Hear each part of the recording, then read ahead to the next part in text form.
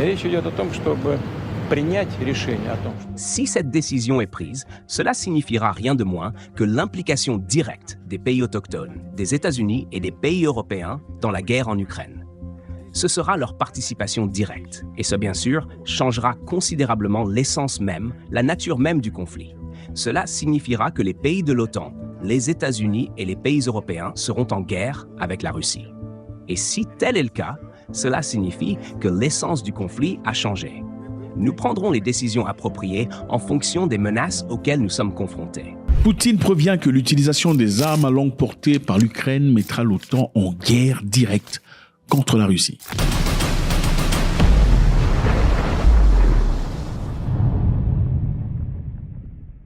Salut les amis, merci de faire cet arrêt en force. Chez nous, encore une fois, c'est toujours avec beaucoup de plaisir. YouTube nous dit que beaucoup parmi vous regardez les vidéos, mais vous n'êtes malheureusement pas abonnés. Je vous suggère, s'il vous plaît, de cliquer sur le bouton « Vous abonner » afin que nous puissions pousser cette plateforme de l'avant. Il est important que nous ayons notre perspective. Pourquoi? Parce que le mainstream media nous raconte des bobards. Il faudrait que l'on sache, que l'on comprenne, que l'on compare et que l'on déballe ce qui est important pour nous en tant qu'Africains. On y va. Poutine prévient que l'utilisation des armes à longue portée par l'Ukraine mettra l'OTAN en guerre contre la Russie. Évidemment, Zelensky de l'Ukraine a exhorté ses alliés de lever les restrictions depuis un temps, tenues de sorte à ce qu'ils ne frappent pas à l'intérieur du territoire russe. Et Zelensky en pleure. Il veut que les choses changent. Nous voulions vraiment utiliser cette arme et simplement attaquer ces avions sur les bases militaires, pas les civils, l'infrastructure, uniquement les bases militaires. La guerre en Ukraine ou l'opération spéciale par les Russes en Ukraine a fait couler beaucoup d'encre jusque-là. La demande de Poutine fait peur. Évidemment, un pays tel que la Russie qui dit vouloir bombarder leur... Enfin, ils n'ont pas dit qu'ils allaient bombarder, mais ils ont dit qu'il y aura une réponse appropriée si jamais les États-Unis et le reste du monde permettaient à l'Ukraine de frapper à l'intérieur de l'Ukraine. Je vous rappelle ici que quelques pays ont déjà autorisé à l'Ukraine de frapper la Russie, moyennant leurs armes, mais seulement dans le territoire ukrainien. Alors comment on explique aux Ukrainiens qu'il va falloir protéger ces villes et au fond tout ce qu'on voit en ce moment autour de Kharkiv, si on leur dit vous n'avez pas le droit d'atteindre le point d'où sont tirés les missiles? En fait, on leur dit on vous livre des armes mais vous ne pouvez pas vous défendre. Donc nous on reste exactement dans le même cadre. On pense qu'on doit leur permettre de neutraliser les sites militaires d'où sont tirés les missiles et au fond les sites militaires depuis lesquels l'Ukraine est agressée. Mais on ne doit pas permettre de toucher d'autres cibles en Russie et évidemment des capacités civiles ou d'autres cibles militaires. Les Ukrainiens veulent avoir l'autorisation des Britanniques d'utiliser des Storm Shadow, missiles à longue portée, pour frapper à l'intérieur de Moscou et à d'autres parts de la Russie. Pourquoi ils veulent faire ça? Parce qu'ils estiment que les bases aériennes, les bases militaires, les dépôts militaires russes qui permettent des frappes sur l'Ukraine doivent être impérativement touchés. Et si cela est fait, ceci réduirait drastiquement le pouvoir russe sur le plan militaire. Évidemment, c'est comme si on disait que quelqu'un te coupe la main. Est-ce que vous pensez que les Russes accepteraient cela? Point d'interrogation.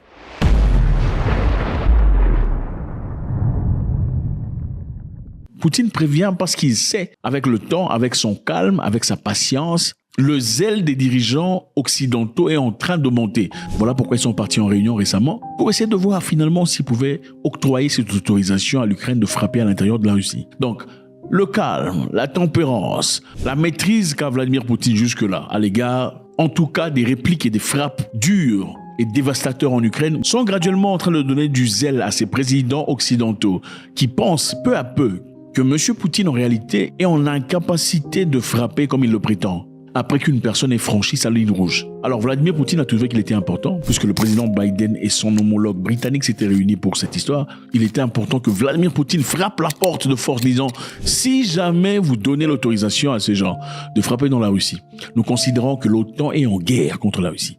Ça ne sera plus Zelensky, ça sera un état de guerre générale. » Écoutez, tout le monde a peur de la guerre. Personne ne veut d'une troisième guerre mondiale. C'est évident. Même les Anglais, les Américains, vous sentez qu'ils ont un peu froid. Mais Justin Trudeau du Canada, ce monsieur très controversé, a des choses à dire. On va essayer de suivre ce qu'il dit. Il affirme que l'Ukraine devrait avoir l'autorisation directe de frapper profondément à l'intérieur de la Russie. Malgré les menaces stériles, les menaces frigides de Moscou, par lesquelles cela entraînerait le Canada et les alliés dans une guerre directe. Donc, M. Poutine est en train de bluffer, d'après Justin Trudeau. Suivant. Vladimir Putin says Russia will be at war with NATO if Ukraine uses long-range missiles deep into Russia. how far into Russia do you think Ukraine should be able to strike? Vladimir Putin is striking regularly in the heart of Ukraine. He's sending missiles and bombs at hospitals. Monsieur dit que Poutine est en train de frapper à l'intérieur, dans le cœur même de l'Ukraine. Et si lui, Poutine, peut se permettre de le faire, pourquoi nous, on ne peut pas le faire en retour? Suivant. At daycare centers, at families and communities across Ukraine, and it was his choice. His choice. C'était le choix de Poutine. C'est lui qui a choisi. C'est lui qui a commencé cette histoire. Et c'est très facile de le terminer. Donc moi, Trudeau, j'ai des choses à dire. Puisqu'il est important que je dise les choses pour lesquelles j'ai des choses à dire, il est essentiel que vous m'écoutiez. Enfin bref, c'est pour dire que mes mots, je ne les pèse pas, mais en réalité, on peut aller en guerre contre M. Poutine, même si les résultats, évidemment, ça impliquera tout le monde, et même ceux qui sont pas en politique, les vieillards, les enfants, tout le bazar. Personne ne surmontera Satan 2 ou Zarmad, enfin bref, mais je m'en fous, je suis Trudeau, j'ai un nouveau coiffeur, et j'ai des choses à dire. To invade a neighboring sovereign nation. His choice to start this conflict, and it could be his choice to end it tomorrow. All he has to do is pull back his troops into Russian territory. But he won't do that. He is not just trying to remove any choice that Ukrainians have around where they want their future to go, remove their independence, remove their sovereignty. He's trying to deeply destabilize the international rules-based order. He's trying to deeply destabilize the international rule order. C'est en anglais, je ne saurais pas mettre ça en français, excusez-moi. C'est pour dire, il est en train d'essayer de déstabiliser la loi établie du monde, en d'autres termes. L'ordre du monde, la loi du monde. Donc, il y a une loi qui est préétablie par eux, quelque part. Vous voulez que je répète? On répète un peu la vidéo. On va répéter. He's trying to deeply destabilize the international rules-based order. He's trying to destabilize the international space rule order. Donc, il y a l'ordre mondial qui existe. OK? Et cet ordre ne doit pas être bougé. Ce n'est pas seulement pour les Ukrainiens, les amis. Ce n'est surtout pas pour les Ukrainiens. La guerre en Ukraine est en train d'être faite parce que d'après eux, M. Poutine est en train de déstabiliser l'ordre mondial. Et ça ne se fait pas, ils ne peuvent pas accepter ça. Parce que c'est leur façon à eux d'exister.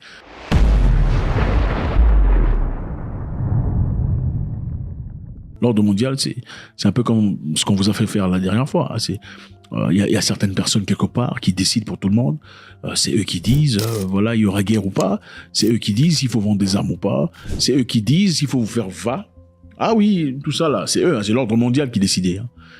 Quand en France, on a commencé à vous dire, vous vous souvenez, il fallait avoir des papiers, être V pour aller manger, être V pour aller au cinéma, être V pour marcher dans les rues. Sinon, il faut montrer un papier montrant que vous avez été testé à quelque chose. C'est l'ordre mondial qui a établi cela. L'ordre mondial a aussi établi un système selon lequel il fallait avoir un papier international, passeport international, enfin, lettre de santé internationale pour prendre l'avion. Vous vous en souvenez? C'est ça l'ordre mondial. L'ordre mondial, c'est établir une société où il n'y a pas d'argent, une société cashless, une société où tout est géré et dirigé par un point central.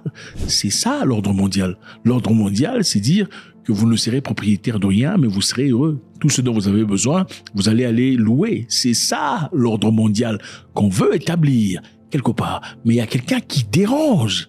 Il y a quelqu'un quelque part qui dérange l'ordre mondial. Et on ne peut en aucun cas perdre la guerre contre cette personne qui dérange l'ordre mondial.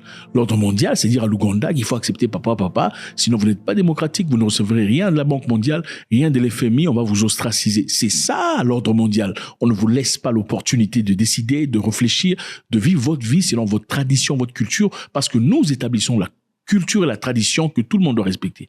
C'est ça l'ordre mondial. Suivant. That protects us all. Not just in every democracy around the world, but in all countries around the world. L'ordre mondial qui nous protège tous dans le monde. L'ordre mondial nous protège. Any country with a neighbor with a slightly larger army should be worried if it suddenly becomes allowed to invade and redraw lines on the map. And that's why Canada and others are unequivocal that Ukraine must win this war against Russia. L'Ukraine doit gagner cette guerre contre la Russie. C'est pas qu'il faut retrouver la paix. Est-ce qu'il a dit qu'il faut retrouver la paix? Non, ce n'est pas ça. A-t-il dit, cherchons un moyen de les asseoir pour trouver la paix? Non, il n'a pas dit ça. Il a dit, l'Ukraine doit gagner cette guerre. Il y a une mission bien accomplie, les amis. Une mission bien claire. Parce que quelqu'un dérange l'ordre mondial. Quelqu'un dérange quelque chose quelque part. Alors il faut qu'il gagne la guerre. Contrairement à ce que Trump disait. Qu'est-ce que Trump disait? Trump a dit, il veut que les gens arrêtent de mourir. Quand on a posé la question à Trump, savoir, tu veux que l'Ukraine gagne ou la Russie? Il a dit, je veux que les gens arrêtent de mourir. Can you say if you want Ukraine or Russia to win this war? I want everybody to stop dying. They're dying. Russians and Ukrainians. I want them to stop dying. And I'll have that done. I'll have that done in 24 hours. I'll have it done. Vous comprenez maintenant la raison pour laquelle on ne veut pas de Trump. On ne veut pas de lui. Voilà pourquoi certaines personnes pensent que certaines entités, quelque part en Europe, ont engagé des gens pour finir Trump. C'est la deuxième fois, deuxième tentative. Deuxième fois qu'on essaie d'éliminer un président américain ouvertement dans l'histoire des États-Unis. Parce que son narratif est différent. Il dit il faut qu'on arrête la guerre. Il faut que les gens arrêtent de mourir. Lui dit non. L'Ukraine doit impérativement gagner parce qu'il y a quelqu'un quelque part qui dérange l'ordre mondial. Suivant. And we will continue to be there to support Ukraine. And yes, Canada fully supports Ukraine using long-range weaponry to prevent and interdict Russia's continued ability to degrade Ukrainian civilian infrastructure and mostly to kill innocent civilians in their unjust war. Eh ben c'est ça. Écoute, moi je soutiens cette guerre pour que l'Ukraine continue. Il faut donner les armes de l'emporter, les Shadow Storm et tout le bazar pour qu'ils frappent à l'intérieur de la Russie. Et si les Russes ils veulent faire ce qu'ils veulent faire, on va commencer une guerre mondiale, c'est pas grave. Et en établissant une guerre mondiale, écoutez les amis, ça va recommencer beaucoup de choses. L'économie globale sera reset, c'est-à-dire recommencer. C'est comme si vous éteignez le téléphone, vous l'allumez encore. Ça permettra encore de continuer à voler, s'enrichir et tout le bazar.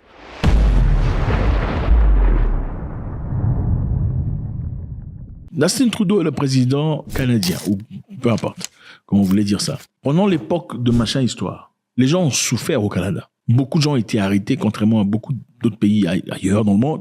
Au Canada, beaucoup ont été arrêtés, jetés en tôle parce qu'ils ont refusé de prendre le vin. Et c'était sous l'appréciation de Trudeau. C'est lui qui a influencé cette histoire. Beaucoup de personnes sont parties dans les rues pour dire, ça fait quand même 10 ans. Okay, il faut au moins 10 ans de recherche pour trouver un V contre l'histoire là. Comment ça se fait qu'à cette occasion, vous aviez déjà quelque chose quelque part pour nous protéger? Ça n'a aucun sens. Nous ne pouvons pas accepter dans nos corps, des choses qui n'ont pas encore été testées. Parce qu'en réalité, quand on prend 10 ans, c'est pour tester l'effectivité, l'efficacité, les capacités et même les symptômes négatifs. Enfin, tout ça, comment ça se fait? Nous n'accepterons pas. Voilà pourquoi les trackers, les conducteurs de camions, beaucoup de gens conservateurs canadiens sont sortis dans les rues pour réclamer leurs droits. Qu'est-ce que Trudeau a encore fait? Il a ordonné les institutions financières de bloquer l'argent des gens. C'est-à-dire, Stripe était bloqué, PayPal était bloqué, les comptes bancaires des gens ont été bloqués pour pas qu'ils continuent à manifester. Ça, c'est toucher le droit privé, le droit le plus élémentaire, le droit le plus profond d'un humain. Lui empêcher d'avoir accès à son propre argent pour lequel il a bossé dur. C'est en ce moment-là que ceux qui avaient des dollars canadiens en papier, qui ont pu acheter à manger. Ceux qui n'en avaient pas en papier faisaient usage de téléphone. Vous qui aimez les téléphones, la technologie, cela était incapable de faire quoi que ce soit. Parce que Trudeau faisait application de l'ordre mondial qui était attribué et donné par quelqu'un qui n'est même pas président, qui n'est même pas médecin, on ne le mettra pas. Vous connaissez de qui on parle. C'est lui qui a dit, si vous ne faites pas machin, le monde ne redeviendra pas ce que vous en souvenez. Il fait partie de ce clan-là. Il fait partie du clan du monsieur, le vieux monsieur allemand là, qui fait des réunions et invite des présidents et des chefs. Et les présidents le respectent. On ne sait pas qui il est, mais il a un programme obscur que personne ne comprend. Lui, il fait partie de cette école-là. Et c'est ça l'ordre mondial. Monsieur Poutine dérange l'ordre mondial. Faites-moi savoir ce que vous en pensez. C'est toujours avec beaucoup de plaisir. Votre contribution, écrivez ce que vous pensez. C'est toujours avec un grand plaisir. God bless.